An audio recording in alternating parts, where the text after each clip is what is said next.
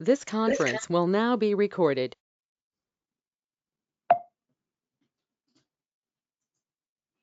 Hi, everyone, and welcome to the latest installment of our training sessions from Ignite HR. I'm Laura Davis. I'm the president and founder of Ignite HR, and we are a full-service HR outsourcing company.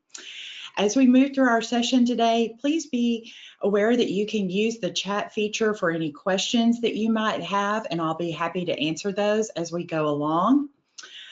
After the presentation, the slides will be emailed to everyone, so don't feel like you have to take a million notes. It'll all be there in writing for you, so we can just chat today. And again, put those questions in the chat feature because I love to hear from you. If there's anything that you miss in the presentation, the replay will be available later this afternoon on our YouTube channel, which you can find by searching at Ignite HR on YouTube. And be sure to check out our website. We have other free resources there that I think you'll find really valuable, including links to many sites where you can find information as well as articles about this topic and many others. Today, our topic is the performance management system. We're going to talk about the annual appraisal and so much more. So if everyone will, please mute their microphones. I would appreciate it. That way we get a great recording.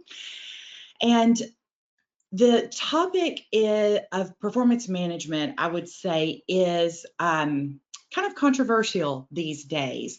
In the past, we just looked at it as a once-a-year annoyance that we had to do as both managers and employees. We had to survive through it. But we are finding that people are motivated and engaged by a lot of different things that we never realized in the past. I've been in human resources since 1996, and the culture of this world has changed dramatically. And some of those reasons behind the change are because we realize how people's brains work. And that has led us to giving better feedback and creating better cultures for our employees. And of course, after having survived the Great Resignation the last couple of years, we want to make sure that our investment in our employees really pays off and we're able to retain those people that we have worked so hard to find and train and invested so much in. So the goals that we're looking to achieve with our performance management system is not just giving feedback. We want to make sure that people are aligned with our business goals, that they have clarity in what they're supposed to be doing. Why does their position exist? Why are we wanting them to show up and work every single day? We want to be consistent because probably the greatest fear in the world right now is the fear of the unknown. And if people are given consistent feedback and constant communication about where they stand, they develop trust in us as leaders and in the company as their employer who puts food on their table and a roof over their family's head. So this all comes from developing a connection with people. And you don't do that through a form. As a matter of fact, probably a form is the opposite of what you need. But at the end of the day, we do need to be clear and we need to get commitment from employees that they are going to deliver on the expectations that we have for them. And we as employers need to provide a great culture for them to work within. So the system that I'm going to walk you through today is very traditional in every sense of the word. I am going to talk about a performance form. I am going to talk about one-on-one meetings, but the goal here is to not replicate exactly the same thing that has been done for years. The goal is not for me to send you a form that you can use after this training session. As a matter of fact, don't bother emailing me. I'm not going to send you a form because you need to decide what matters to your company. And that's unique for everyone. So that's the goal today, is for me to walk you through that thought process of what matters most to your business or within your department. And I'm going to give you the tools that you need to succeed with that.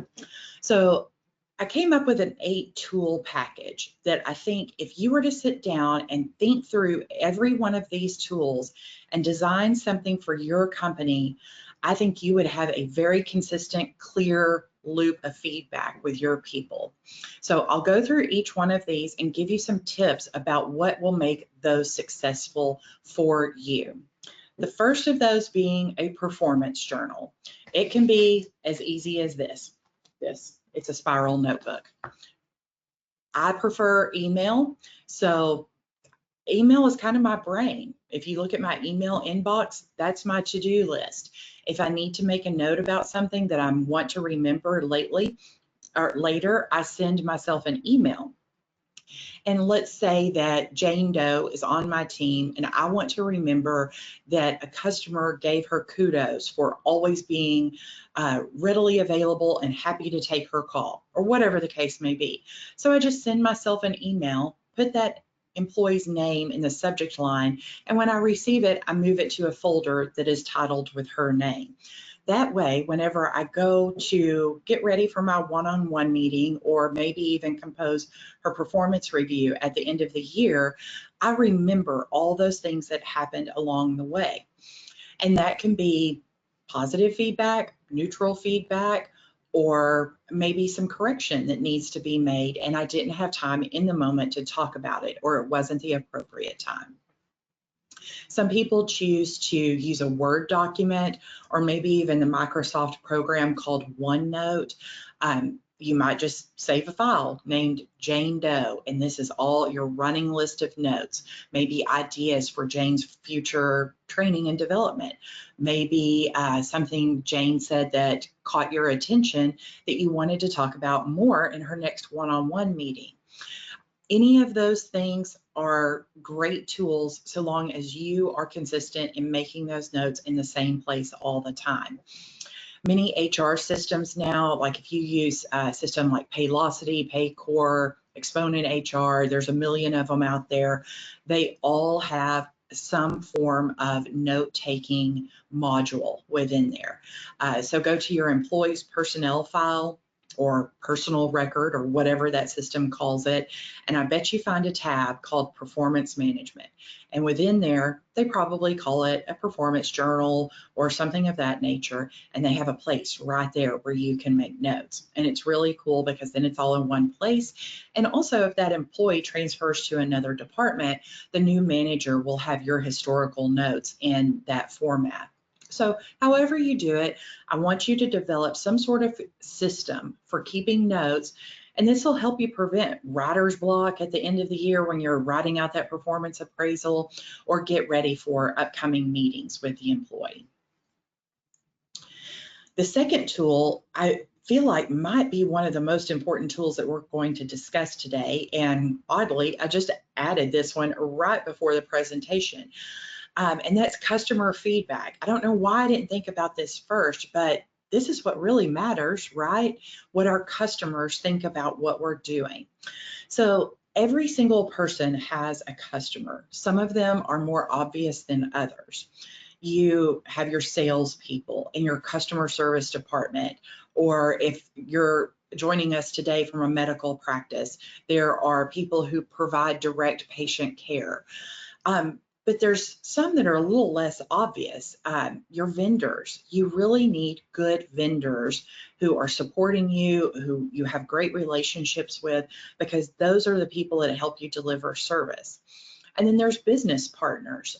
For example, we team up with several different payroll systems, and it's important for me to be able to work with those payroll systems to provide service. So they don't sell me anything. But we join together to provide our clients a better service experience.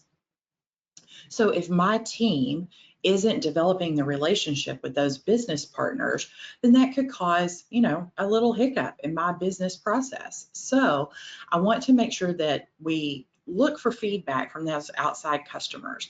Talk to your key points of contact at the clients, talk to your vendors, and talk to your business partners. And that's how you can kind of gather information about what your employees are doing. And you can do that through a simple conversation, or maybe even sending out a survey. But the less obvious ones are your internal customers. And, somebody might say, oh, well, I'm looking at somebody in accounting. They don't ever talk to a patient or a customer or a vendor or anybody like that. They don't have customers, but that is absolutely false. Every single person in your company has a customer or 10, and that could be their colleagues. If an accounting person is responsible for putting together a financial report, and in order for another person within the company to do their job, they need that financial report to be delivered on time and accurately, that makes their colleague their internal customer. So you might look for feedback from those colleagues. Of course, you, the supervisor, are a customer because you have hired these people basically as vendors to your business. Let's say that you're an accounting manager and you have hired an accounts receivable clerk. Then you become that person's customer. And so how are they treating your relationship? So from that sense of the word, you are their internal customer. And then, of course, their teammates. Do they chip in whenever work is really busy? Do they contribute by showing other people their internal knowledge and sharing that information? So that's where we get the term 360 feedback. That is your external customers and your internal customers all putting their input in on how a person is performing within your organization.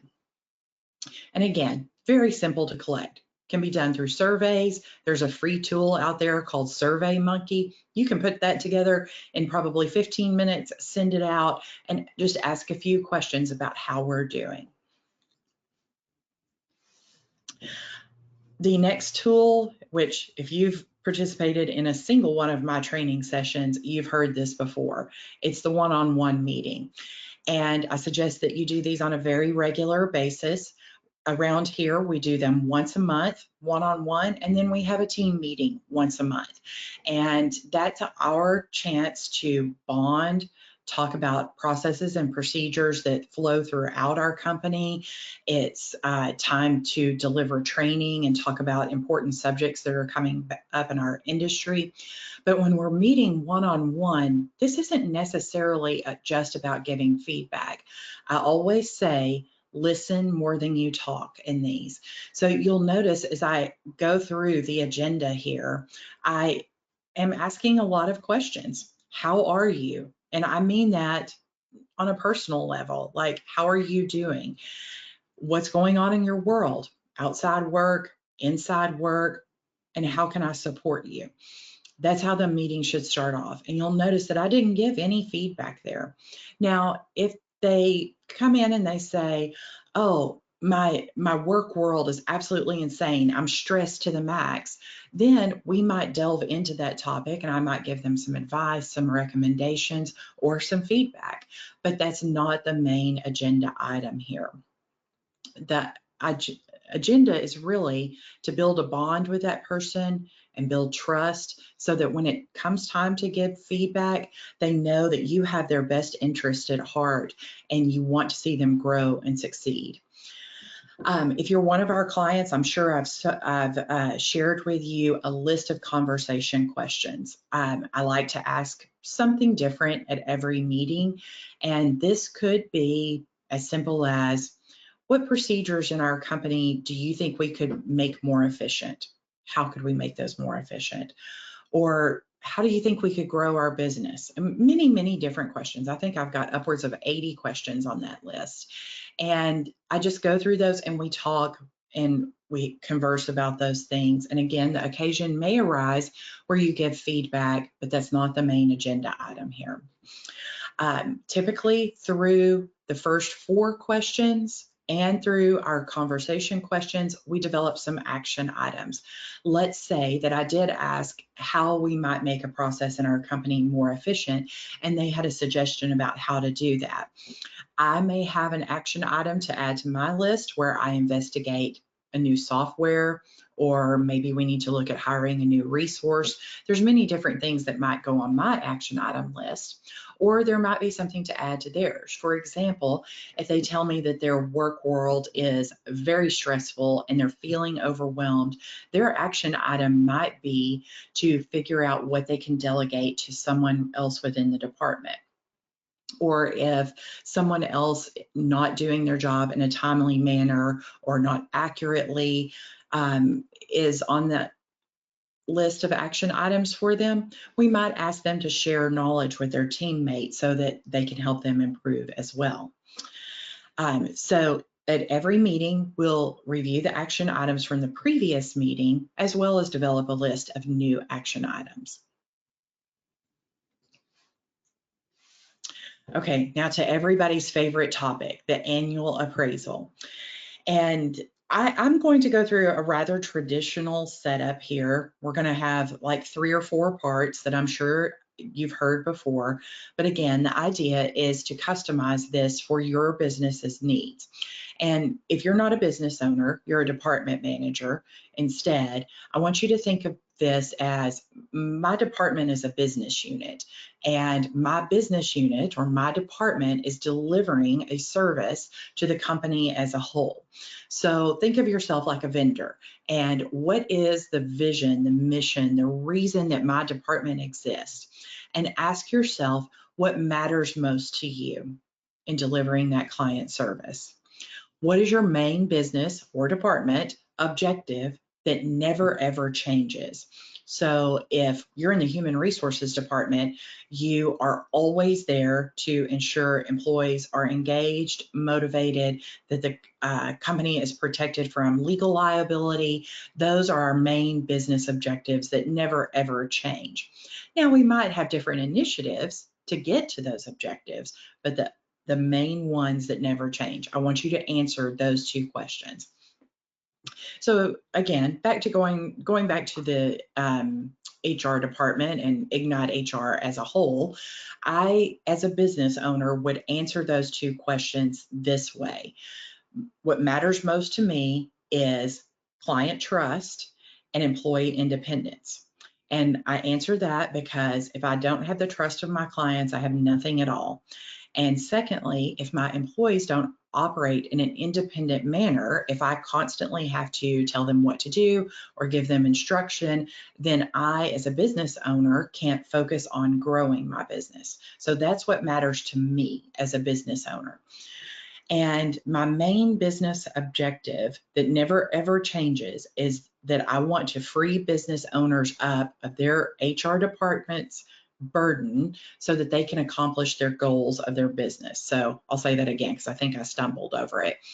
Freeing business owners of HR burden so that they can accomplish their goals in their business. And the reason that we do that is the reason that we exist. And if we don't do that, then there is no Ignite HR. So the next step, I took my answers to those questions and I said, okay, so what do I need to measure in my team? And that's what gave me the performance factors that I list on our annual appraisal. And I believe I have like 6 or 7 of those. Number 1, customer service. That's where client trust starts. You have to answer the phone when they call. You have to reply promptly to emails. You have to give them thorough and correct answers. That's all customer service. Quality and quantity of work. If you don't give them accurate answers, or if we don't process payroll in a timely manner or onboard new employees and get them enrolled in benefits, then quality and quantity suffer. That ties back to customer service, that ties back to client trust. Job knowledge. We are faced with different questions every day. For example, today I heard that a client suspects that they have someone within their company embezzling money. So I have to know in the state where that employee is operating, what are the laws? What do we need to do to investigate it? It has to be a very deep knowledge so that I can provide a recommendation and guidance to my client so that we can address that situation. So job knowledge. Dependability. I have to know that you're going to show up on time, do your work, give good advice, If you don't know the answer, you're going to seek out trusted resources so I can depend on you. And hearkening back to when I said employee independence, taking initiative, that is important in every single business. If you are a janitorial company and you give the people who go out and clean your clients' sites a list of job duties, and they get out there and they see that something's not necessarily listed on their job description, and they just ignore it, but what that results in is that they leave an unclean environment, then we've got a problem. We've broken client trust.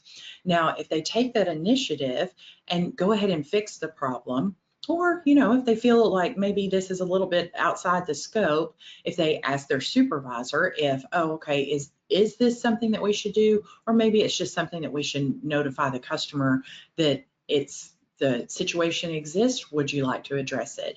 Whatever it is, whether it's fixing the situation or taking the initiative to check in with their supervisor, that's initiative, and that matters to me. And then lastly, attitude. Attitude is everything. If you do all those things, but you're a grumpy Gus along the way, that brings the whole team down. So of course, attitude matters. Now, if you want to take my list, please feel free. I would imagine that these are pretty universal things, but you may add some or you may change some. Just be sure that you don't have a cookie cutter performance review. Really find what matters to your business before you make that list of performance factors. Now, once we have our performance factors listed, we need to figure out how we are going to rate employees or review their performance. So before you decide that I like a 1, 2, 3, 4 system or a 3, 4, 5 star system or an ABCD or a descriptive system like acceptable, unacceptable, whatever, I want you to think through a few questions. Number one, what are you going to do with these ratings? What's the purpose? What are you using them for? Now, if you have a system that perhaps ties performance to pay, and if a person is going to get a 3% raise if they get a 5-star rating, then great, that's a good purpose. But I would challenge you to possibly consider simplifying it. And I would even challenge you to think about if you really need a rating system, because if you're not going to do something with that number or those words or those number of stars, I will tell you that most of the time people are going to get really, really focused on that rating. And it's kind of ingrained in us. All of us went to school. We went through 12 to maybe 15 and 16 years of school where grades were everything. We were looking for a grade point average. We were looking to get on the AB honor roll. And so it's ingrained in us to think about those grades first. That's what really matters. But now that we're adults and then we're in the work world, what does the rating really matter? I can't answer that. As an HR person who's been doing this for over 25 years, I would say I have a hard time finding a reason that I need a person to have a rating. What I need them to hear, what I need them to absorb and digest is the feedback that I'm giving them. So my suggestion on the ratings might be to just not have a rating. Now, again, you make the system that works for you. That's why I'm not sending out a form for you to use after this training session. I want you to really think about the business purpose behind every single step you take in giving feedback. There's a million reasons why you might do it, and there's like 5 or 6 really solid reasons not to do it. So if you want to talk that through, that's something I'm perfectly willing to talk about. I'm not always anti-rating. I do know that there are reasons out there, but I want you to think through how many, if you're going to go with a rating system, if you really need one, I want to think about what kind. Are we going to use 1, 2, 3, 4, A, B, C, D, stars, words, whatever? How many levels? And think about How are you going to ensure that your supervisors are rating everyone consistently? There's different ways to do this. We even have a couple of clients that get together. They do all their ratings for the entire company at one time, and they have what's called, I just lost the word. It's where they all get together and they look at everyone that got a 3 rating and decide, does everyone consistently rated as a 3? Is their performance similar? So that it's a calibration meeting. Sorry, I lost that word. So that's how they do it. They get together and they discuss those things, and they make sure that manager number 1, you don't have to jump over the moon in order to get a 3, but manager number 2 rates everybody a 3. Whenever you have those inconsistencies across departments, that can cause some real distress amongst employees, because people see, oh, well, Sally doesn't even show up to work on time most of the time, and she got a 3.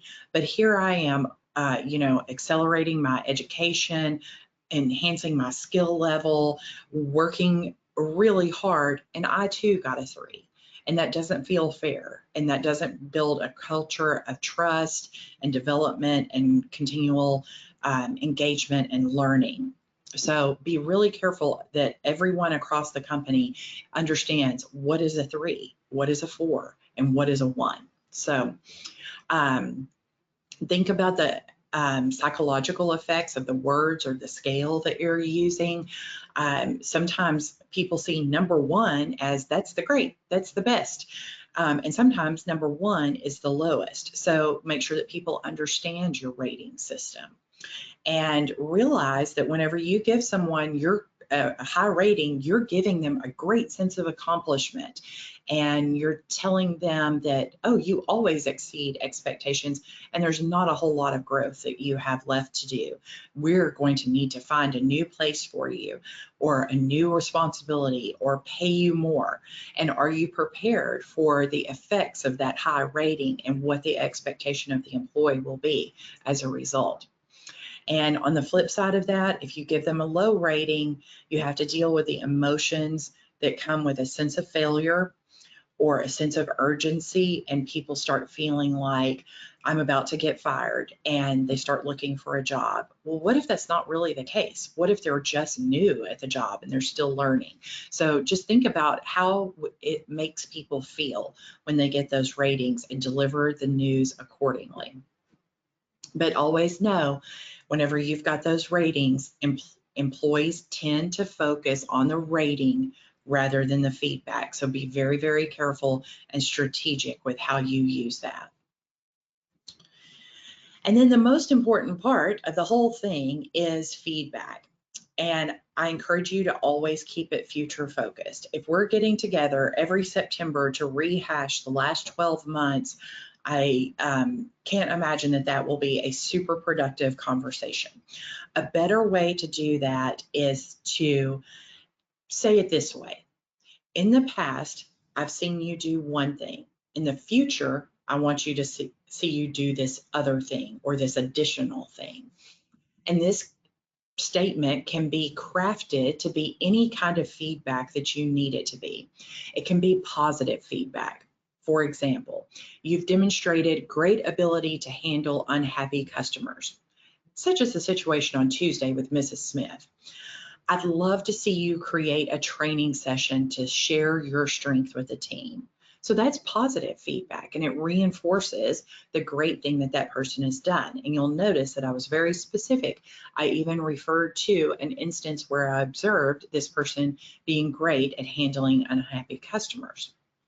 On the flip side of that, it could be negative feedback, or constructive feedback, as we like to call it.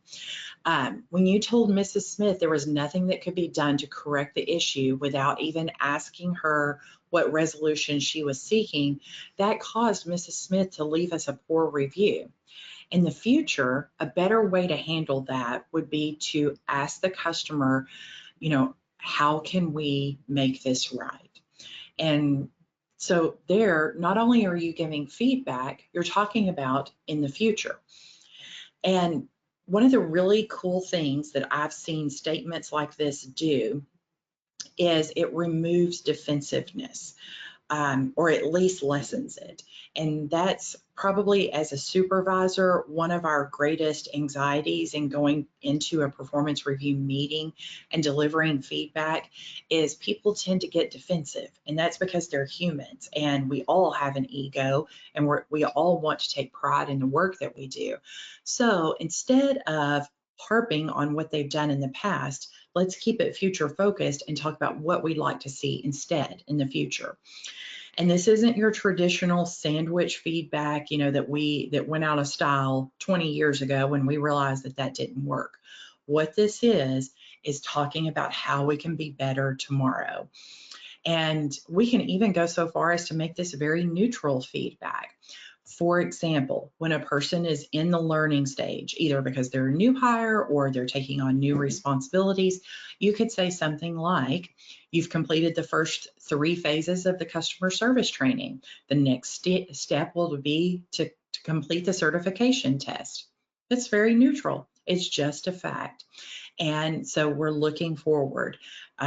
Completing the customer service training, that was a requirement. It's neither positive nor negative. You don't do a great job at completing training. You're just simply sitting there watching a webinar. It just is what it is. But I think this is a really important phrase in feedback, and I hope that you will use this. Now, setting goals. This is one of the things that in certain areas of the company, it's really, really easy because we, probably as a company have sales goals, we have expense goals, or we have maybe a goal to implement a new enterprise-wide system. We have very specific goals. But let's think about some of our line employees. They may or may not be what I call goal appropriate. For example, a checker at a grocery store. Once they meet the expectation, it might be hard to set goals for them. Now, if you regularly conduct customer service surveys or something like that, you might set a goal for a 5-star survey average or something of that nature. But on a day-to-day basis, it might be more difficult in that position. But if you're in a position or rating a position that goals are appropriate for, remember that goals should cascade down through your organization. Go to your leadership, if you're not the owner of the company, and talk about, that we're halfway through 2024 now. What are our company goals? And then take those goals and think about, okay, I'm in the accounting department or I'm in the HR department. What can my department do to support the company in achieving its goals? And that becomes your departmental goals. And you take those and you break those down to the individual team members within your department and how each of those people can contribute, and you create those goals. To write out the goals, I would suggest that you implement the SMART goals method. And we've gone over this quite a few times, so I won't spend a lot of time today on it, but just in review, SMART stands for specific. That means that it specifically describes the objective of the goal. It's measurable. How are we going to measure it? What are we measuring? What's the goal? It's attainable. Can it be realistically met? When are we going to measure it again? So if today we're setting a goal, and are we going to look at it in 3 months, 6 months, or are we not going to revisit it for a year? I hope you're not going to wait a year. I hope you're going to talk about it in every single one-on-one meeting, because that's one of your action items, and talk about how are you doing, what's your progress been, what's your stumbling blocks, and how can I support you in attaining that goal.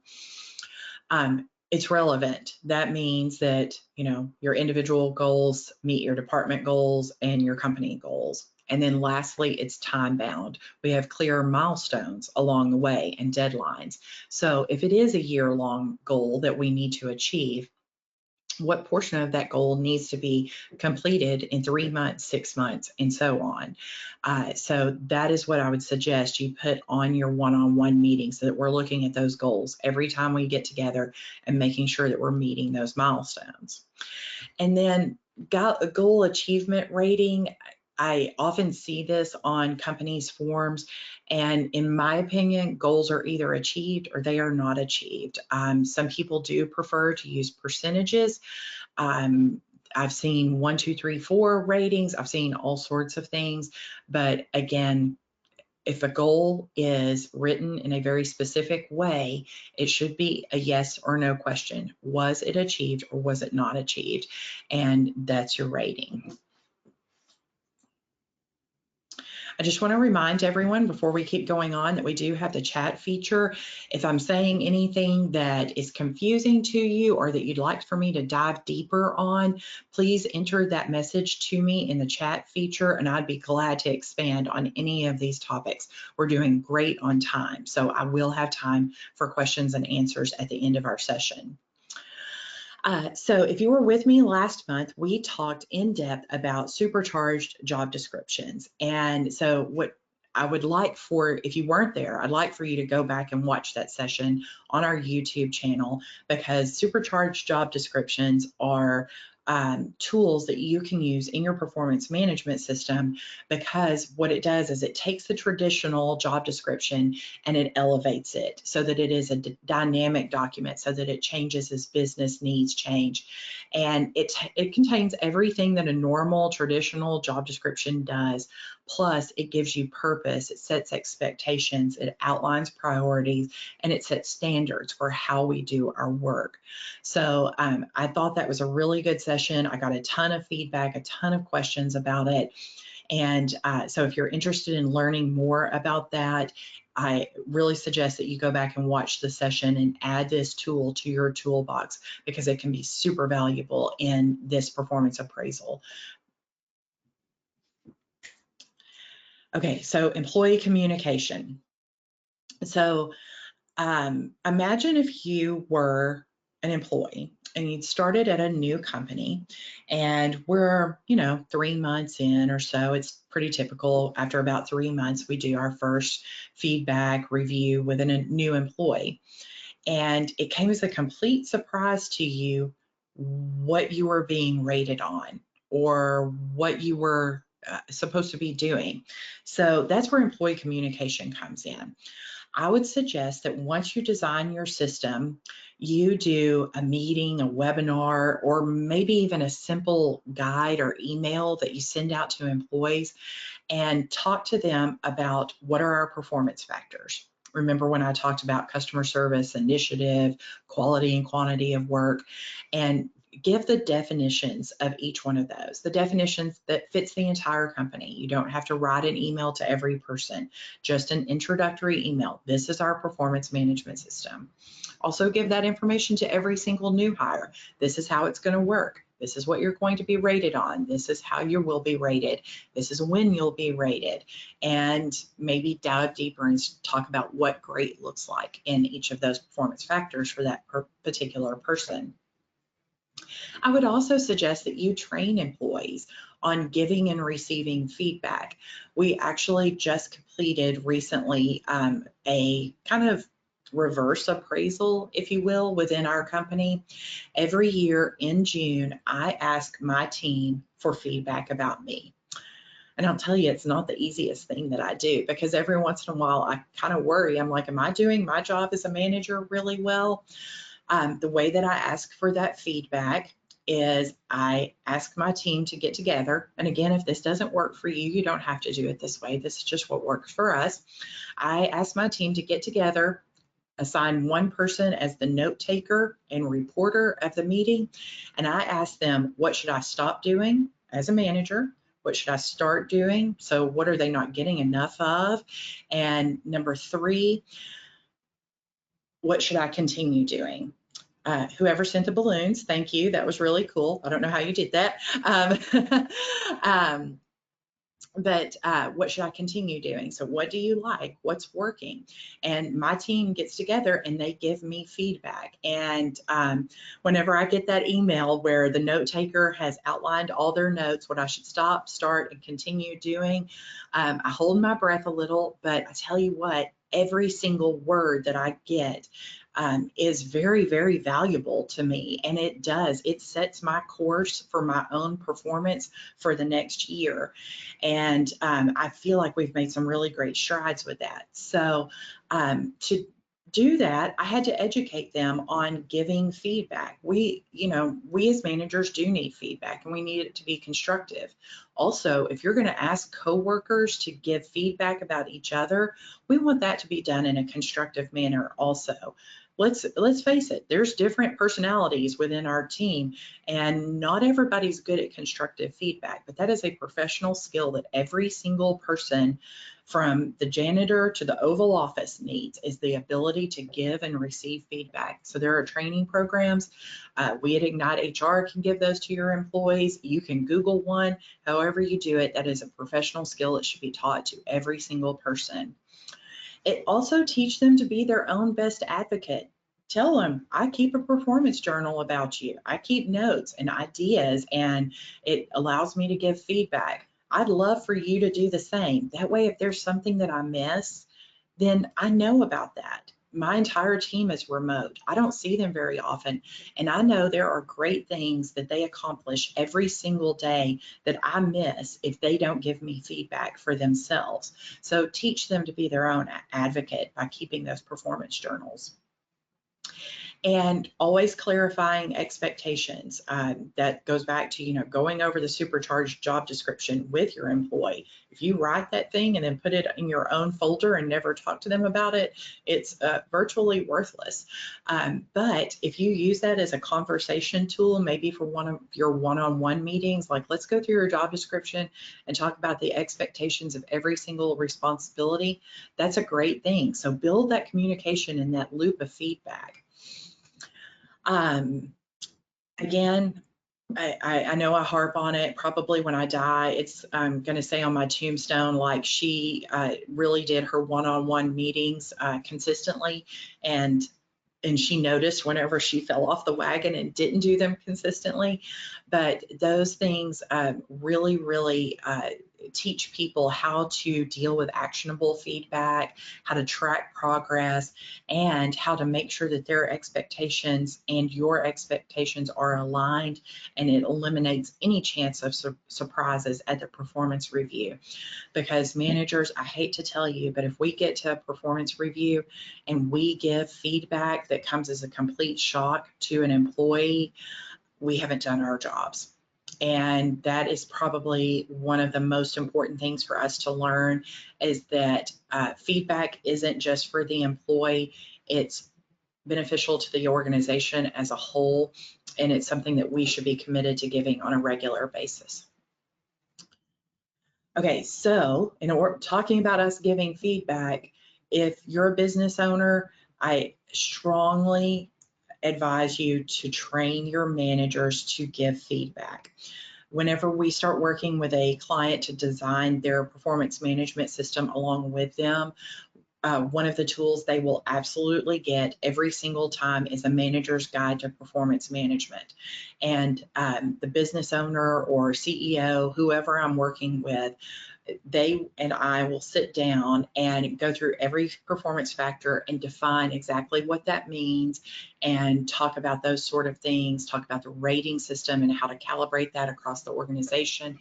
And it's just basically an instructional guide that's like 2 or 3 pages, but managers can refer back to that guide every single time they do an appraisal or a one-on-one meeting, so that they remember this is the cycle, this is the purpose, and it's just a really cool tool that you can use.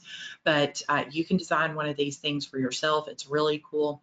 And I would say, beyond that guide that you give them to refer to all the time, we at Ignite HR do deliver management training, but there is tons of material available on the internet, even for free. So just search for webinars or in-person training, or maybe even sign up for newsletters and emails about giving and receiving feedback, setting goals, tools to eliminate defensiveness. Heck, if you're a TikTok person, go on there and search employee performance appraisals. And I guarantee you in 30 seconds or less, you will probably learn something. There's just so much information available. While I would love to design a custom training service for you, it's out there, and maybe even you find somebody that you really connect with, as far as your thinking. There's a lady named Sherry Harley, and her name is spelled Shari. Last name, I believe, is spelled Harley, and she wrote a book called How to Say Anything to Anyone. And she also does a lot on Instagram, and she has a newsletter that comes out every week, and I subscribe to that, and I use her tools, and it's all free. So check it out. I think the book is maybe $12, and then you can also sign up for those email newsletters on her website, and those are free. Just constantly taking in that information, listening to podcasts even, you will learn so much, and encourage your managers to do that. Make that one of their goals, is to every week or every month on a regular basis take some sort of training, even if it's a 30-second TikTok video. It will make them a better manager. So lastly, the very last tool that I'm going to talk about is automation. And someone who's in our audience today actually asked me about this, and I decided to add this as one of the tools that I think is really cool that we have nowadays. And regardless of which payroll HRIS system you're using, unless you're using something like QuickBooks, that probably doesn't have it in there, but almost every system like Paylocity, TriNet, Paycor, they all have performance management systems in there. And what that means is that once you figure out your performance factors, your goal setting method, and ratings and all that good stuff, you can go in there and program it, and it sends you reminders. It allows you to run reports. Some of them, even Paylocity has the coolest rewards and recognition system, where it's almost like a Facebook feed, and people can give each other kudos, and employees can choose rewards such as gift cards and buy those right there through Paylocity. There's just so many tools out there that are really awesome. It also makes sure that you are being very consistent about your feedback. I don't know about you guys, but performance appraisals are not the only thing that I have to do. I also have to grow this business, finance this business, hire people to support it, and so on. So sometimes it just slips my mind, and having a system in place that kind of pings me and reminds me that it's time to do something is very helpful. Now, if you are using QuickBooks or a more elementary payroll system like that that does not have human resources functionality built into it, there are standalone tools, and I've listed a few at the bottom of the screen. All of these are really cool. They're like 15.5, Lattice, Leapsome, Culture Amp, and Trackstar. To find those online, just simply put .com behind any of those names and take a look at what's out there. You might even find some functionality that if your HRIS system does have performance management, maybe you find something that you like better, depending on your individual goals and objectives. So with that is the end of our tool list. And so I'm going to open the floor up to questions. And I don't have any at the moment. While you're typing those in, I'll give you a couple of minutes here. I'll tell you that I do not have a webinar coming up in September, but the next one is going to be very early. It will be on October 1st.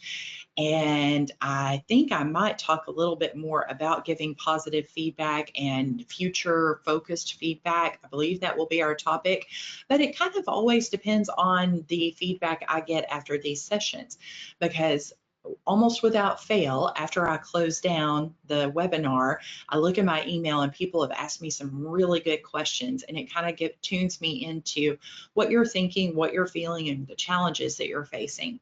So please email me, call me, send me smoke signals, whatever it is, because I like to know what's going on in your world, and that helps me make these training sessions more valuable to all of you. And surprisingly, I don't have a single question in the chat. So with that, I will close the webinar. And thank you so much for joining us today. I'll send out an invitation, but you might want to go ahead and reserve that time on your calendar for October 1st at 1 o'clock Central, and I'll see you then. Have a great day. Bye.